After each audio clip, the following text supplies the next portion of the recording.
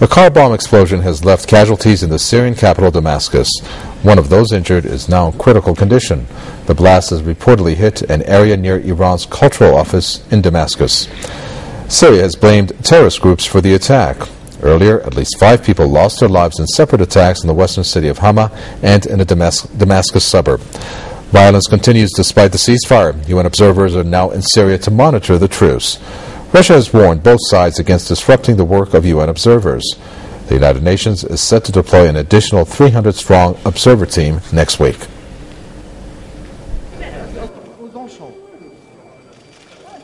The Arab League Secretary General has called for the start of a political process to establish peace in Syria. Nabil al-Arabi has, however, said that a political solution in Syria cannot take effect without achieving a ceasefire. Something very important started to become clear, which is the union of the United Nations Security Council and the international community. There is now an international consensus on 2 points: a global ceasefire and the start of a political process. Arabi's comments come as a group of countries which call themselves the Friends of Syria, including Qatar, Saudi Arabia and Turkey, continue their support for armed groups opposed to the Syrian government. The United States has also announced new sanctions against Syria as part of its more than a year-long campaign to topple Syrian President Bashar al-Assad's government.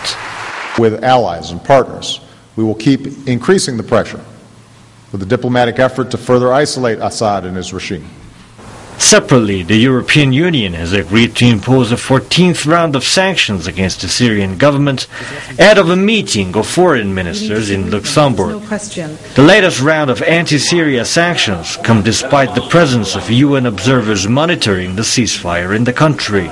The UN observers continue monitoring the implementation of joint UN Arab League envoy Kofi Annan's peace plan, which is aimed at halting the year-long deadly unrest in the Arab nation. Arab League chief Nabil al-Arabi hailed Annan's peace plan for the country and said the initiative has helped contain violence. Meanwhile, reports coming out of Syria say foreign-backed armed groups continue their deadly attacks. Thousands of people, including civilians and security forces, have been killed in Syria since last year. The foreign-backed opposition and rights activists blame the government for the bloodshed, but Damascus accuses foreign infiltrators and armed groups of fueling the unrest in the country. Syria has been especially brought into spotlight by Western media outlets, which are accused of exaggerating the unrest in the country and undermining or ignoring popular uprising in Arab countries like Bahrain.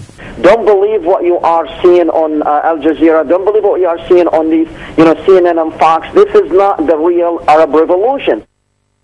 Many believe Syria, which still has its strategic Golan Heights under Israeli occupation, is paying the price for its support for resistance against U.S. ally Israel.